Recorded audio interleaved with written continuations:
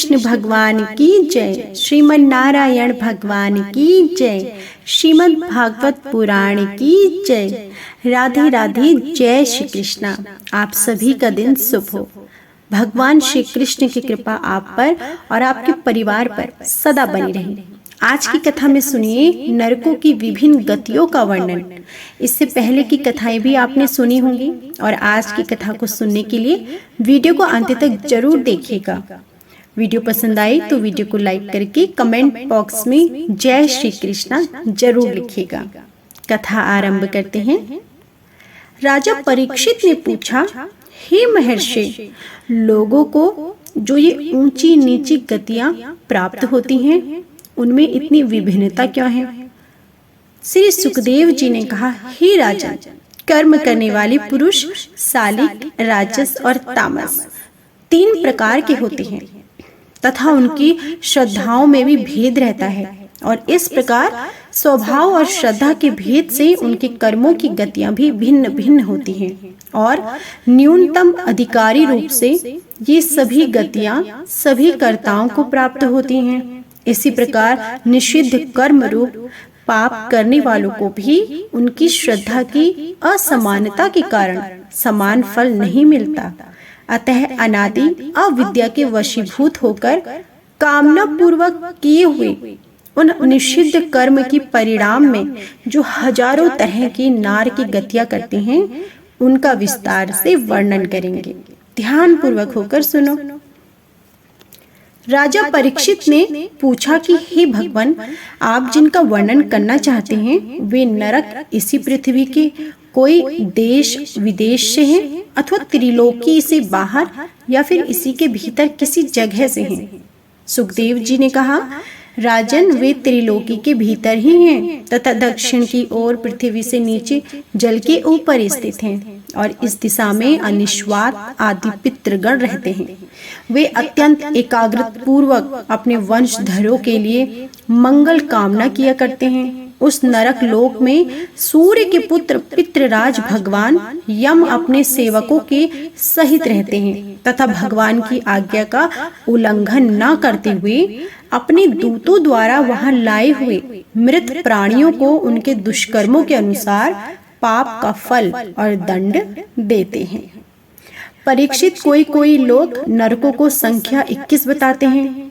अब हम नाम, रूप और लक्षणों के अनुसार उनका क्रमशः वर्णन करते हैं। उनके नाम हैं तामिस्त्र, अंधतामिस्त्र, रौरव, महारौरव, कुंभीपाक, कालशूत्र, असिपत्रवन, करमुख, अंधकूप, कृमिभोजन, संदेश, तप्त सुरमी, व्रज कंठ, कशालमली, वैतरणी, पयोत, प्राणरोध, विशन, लालाभक्ष, सारमेयादन, अवीची और अयमपान। इनके सिवा शारकर्दम, रक्षोगण भोजन, शूलप्रोत, दंदशुक, अवट निरोधन, पर्यावर्तन और सूचीमूल, ये 7 और मिलाकर कुल 28 नरक तरह तरह की यातनाओं को भोगने के स्थान हैं।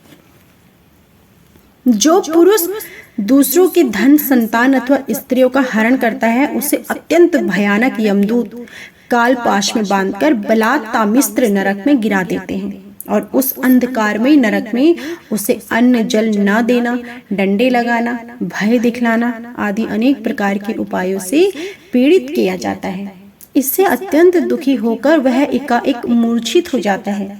इसी प्रकार जो पुरुष किसी दूसरे को घोड़ देकर उसको भोगता है, वह अंध तामिल नरक में पड़ता है। वहां की यातनाओं में पड़कर वह जड़ से कटे हुए वृक्ष के समान वेदना के मारे सारी सुध बुध खो बैठता है और उसे कुछ भी सूझ नहीं पड़ता।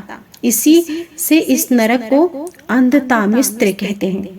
जो पुरुष इस लोक यह शरीर ही मैं हूँ और ये स्त्री धन आदि मेरे हैं, ऐसी बुद्धि से दूसरे प्राणियों से द्रोह करके निरंतर अपने कुटुंब के पालन पोषण में लगा रहता है, वह अपना शरीर छोड़ने पर अपने पाप के कारण स्वयं ही रौरव नरक में गिरता है।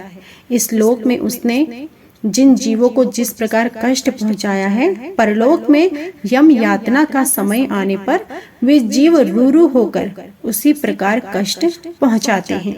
इसलिए इस नरक का नाम रौरव है। रूरू सर्प से भी अधिक क्रूर स्वभाव वाले एक जीव का नाम है। ऐसा ही महारौरव नरक है। इसमें वह व्यक्ति जाता है जो और किसी की परवाह न करके केवल अपने ही शरीर का पालन पोषण करता है। वहाँ कच्चा मांस खाने वाले रूरू इसे मांस के लोभ से काटते हैं। जो क्रूर मनुष्य इस लोक में अपना पेट पालने के लिए जीवित पशु या पक्षियों को रधिता है, उस हृदयहीन राक्षसों से भी गए बीते पुरुष को यमदूत कुंभीनक ले जाकर सोते हुए तेल में डालते हैं। जो मनुष्य इस लोक में माता पिता ब्राह्मण और वेद से विरोध करता है, उसे यमदूत काल सूत्र नरक में ले जाते हैं। इसका घोर 10,000 योजन है। इसकी भूमि तांबे की है। इसमें जो तपा हुआ मैदान है वह ऊपर से सूर्य और नीचे से अग्नि के दाह से जलता रहता है। वहां पहुंचाया हुआ पापी जीव भूख प्यास से व्याकुल हो जाता है और उसका शरीर बाहर भीतर से जलने लगता है।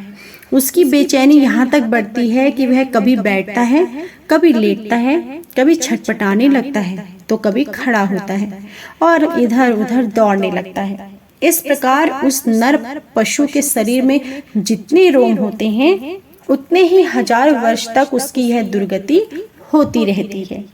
जो पुरुष किसी प्रकार की आपत्ति न आने पर भी अपने वैदिक मार्ग को छोड़कर अन्य पांडपूर्ण धर्मों का आश्रय लेता है, उसे यमदूत अस्त्री पत्रवन नरक में ले जाकर कोड़ों से पीटते हैं। जब मार से बचने के लिए वह इधर उधर दौड़ने लगता है, तब उसके सारे अंग ताल तलवार के समान पैने पत्तों से, जिनमें दोनों ओर धारें होती हैं, ट्रक ट्रक होने लगते हैं। तब वह अतन और अत्यंत वेदना से हाय में मरा इस प्रकार चिल्लाता हुआ पद पद पर मूर्छित होकर गिरने लगता है। अपने धर्म को छोड़कर पाखंड मार्ग में चलने से इस प्रकार अपने कुकर्म का फल भोगना पड़ता है।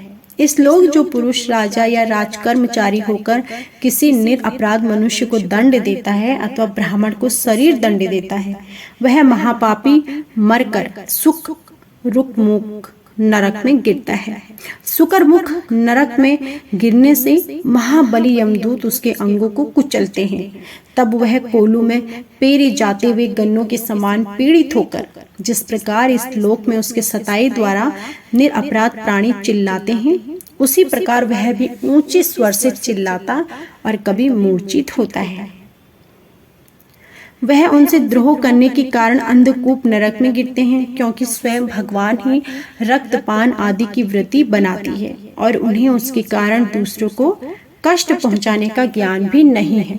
किंतु मनुष्य की वृत्ति भगवान विधि निवेश पूर्वक बनाई है। दूसरों के ज्ञान भी है। वहाँ पशु, मृग, पक्षी, सांप आदि रेंगने वाली जंतु, मच्छर, जूं, खटमल और मक्खी आदि जीव जिनसे उसने द्रोह किया था, उसे सब ओर से काटते हैं। इससे उसकी निद्रा और शांति भंग हो जाती है और स्थान न मिलने पर वह बेचैनी के कारण उस घोर अंधकार में इस प्रकार भटकता रहता है जैसे रोगग्रस्त शरीर में जीव छटपटाया करता है। जो पाखंडी लोग पाखंडपूर्ण यज्ञों में पशुओं का वह करते हैं, वह परलोक में वैश्यस विश्व नरक में डालकर वहां के अधिकारी बहुत पीड़ा देकर काटते हैं।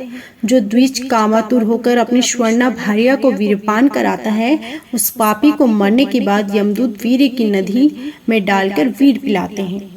जो कोई चोर अथवा राजा या राजपुरुष इस श्लोक में किसी के घरों में आग लगा देते हैं, किसी को विष दे देते हैं अथवा गांव या व्यापारियों की टोलियों को लूट लेते हैं, उन्हें मरने के पश्चात सारमयदान नरक में दादों वाले 720 यमदूत कुत्ते बनाकर बड़े वेग से काटने लगते हैं।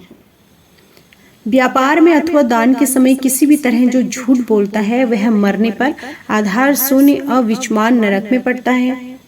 वहां उसे 100 योजन ऊंचे पहाड़ के शिखर से नीचे को गिराया जाता है। उस नरक की पत्थर की भूमि जल के समान जान पड़ती है। इस देश का नाम अविचमान है। वहीं गिराए जाने से शरीर के टुकड़े टुकड़े हो जाने पर प्राण नहीं निकलते, इसलिए इसे बार बार ऊपर ले जाकर पटका जाता है।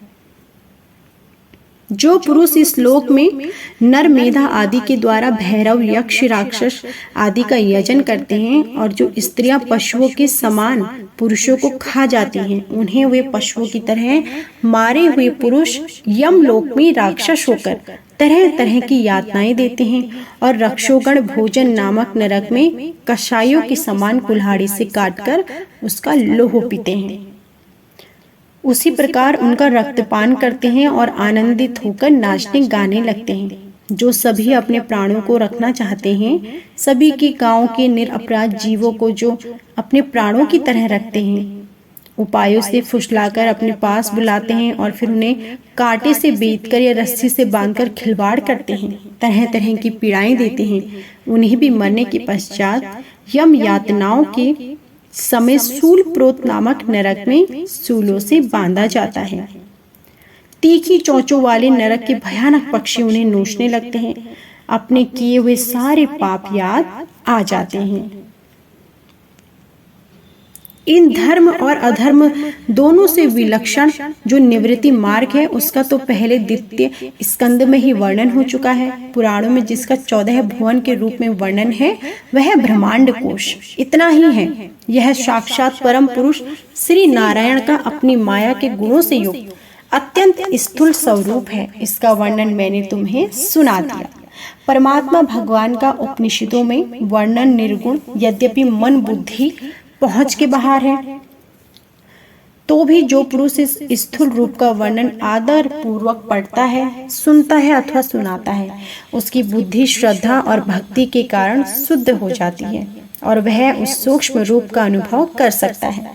यति को चाहिए कि भगवान के स्थूल और सूक्ष्म दोनों प्रकार के रूपों का श्रवण करके पहले स्थूल रूप में चित्त को स्थिर करें, फिर धीरे धीरे वहां से हटाकर उसे सूक्ष्म में लगा दें। परीक्षित, मैंने तुमसे पृथ्वी, उसके अंतर्गत द्वीप, वर्ष, नदी, पर्वत, आकाश, समुद्र, पाताल, दिशा, नरक, ज्योतिर्गण और लोकों को स्थिति का वर्णन किया है। यही भगवान का अति अद्भुत स्थूल रूप है, जो समस्त जीव समुदाय का आश्रय है। तो यह थी आज की हमारी संपूर्ण कथा। इससे आगे की कथा आप हमारी अगली वीडियो में जरूर सुनिएगा।